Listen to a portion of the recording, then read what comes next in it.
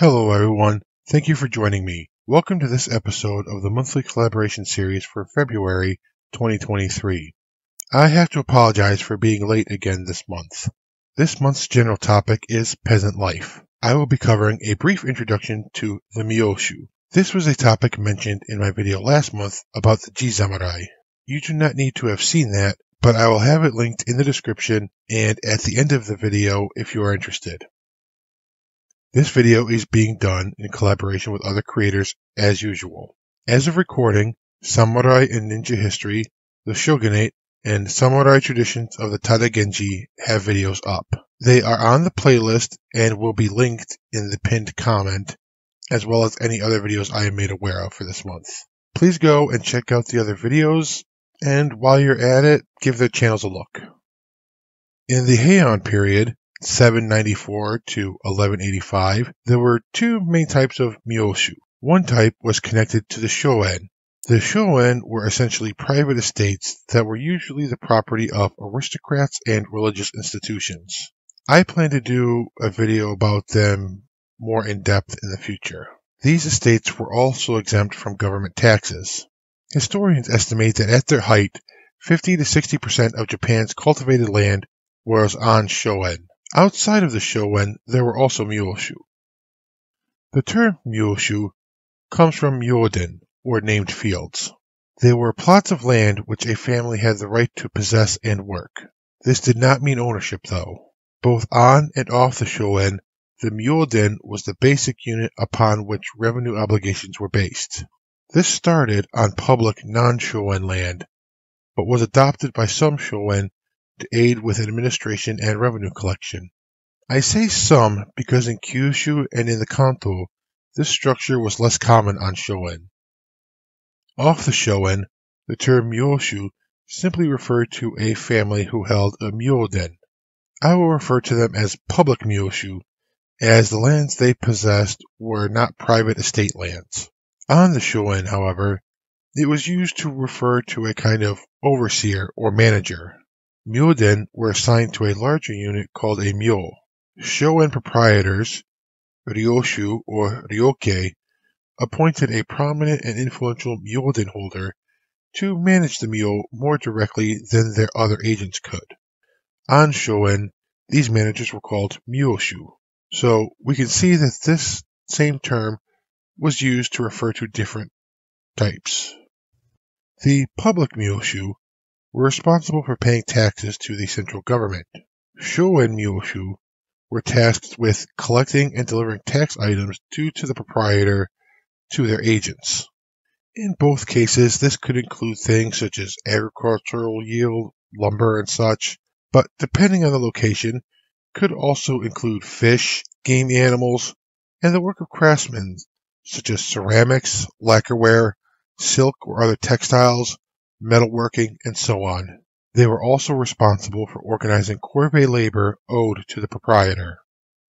As payment for fulfilling this managerial role, the Myōshu on the Shoen were allowed to keep a portion of the tax goods collected.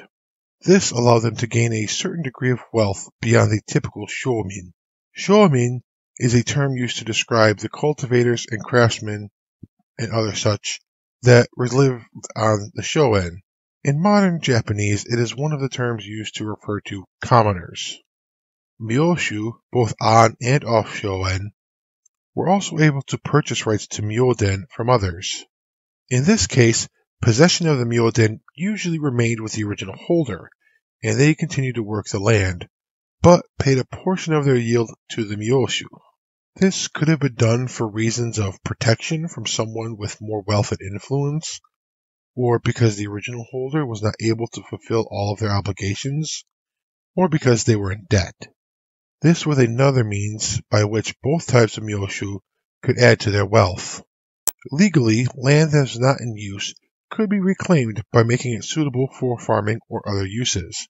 If someone were to reclaim such land, then that land was outside of the jurisdiction, financially, of Shoen proprietors and even the government. They kind of fell into a hole between Shoen land and public land, meaning the revenue and resources from that land were the property of the family that reclaimed it. These were a few of the methods through which some Myōshu were able to generate and accumulate more wealth. Through the accumulation of wealth and influence over more pieces of land, some Myōshu became local leaders and something of a rural middle class, or even higher. Their homes tended to be nicer than the homes of the typical peasantry and might even have defenses. They may also have tenant farmers and unfree laborers, such as genin and shoju, working on their own myoden, possibly freeing them from having to actively take part in tilling the soil themselves. The status of those like genin and shoju is actually kind of tricky, and I would like to go into the concept of slavery in pre-modern Japan in the future. The Myōshu could also have servants. With enough wealth, they may also have owned horses. I know there are a number of coulds in here, but not all cases were the same, and these were just some of the ways in which at least some of the wealthier Myōshu used that wealth. For the Myōshu with the resources and more martial inclinations, and or the need to, they could also use their wealth to purchase weapons and armor. Some of their tenant farmers and servants could then serve as fighting men under their command. This could be used to deal with local issues on their lands. Another option was to become the retainer of a more powerful local warrior, the agents of an estate proprietor, or of the proprietor themselves. Over time, this grew and created some new routes for rural warriors, who were either independent or the retainer of someone else. In my last video, I mentioned how some of the Jisamurai came from the Myōshu. This is one way that the older rural warrior families kind of popped up. In the Kamakura period, 1185 to 1333, some of these rural warrior families would become the Jito, or military land stewards. Sometimes this was because of their relationships, and other times Jito were appointed from strong local magnates such as these rural local warriors. As time went, the more militant of the Myōshu, or rather some of them, would then become the Kokujin and Jisamurai of the 14th through 16th centuries. Some might have even risen higher, although I do not have the specific information to go back that far for a specific family. However, what we are looking at with this is one of the roots of a rural warrior class. Those Myōshu who were not inclined to become military men became other kinds of local leaders. As the shogun's importance diminished over the turbulent centuries, the village became a more prominent center for rural life. In the 15th century, there was a dramatic increase in the size, number, and population in many villages. A lot of villages that still exist today can be traced back to the 15th century. In these villages, the Myōshu continued on in the same managerial sort of way, just not always for a shogun proprietor. They were one of the upper levels of rural peasant society below the samurai. Although, while this distinction existed, there was a lot of gray area between the local rural samurai and peasant leaders. In the Sengoku period, Myōshu who had not previously been that involved militarily could emerge as new local warriors as well. So it's not like that process stopped. Eventually, as the Edo period, 1603 to 1867, came about, the more prominent Myōshu took on the role of village headmen, which in reality was not all that different than what they were already doing, although it would change some over the centuries of the period.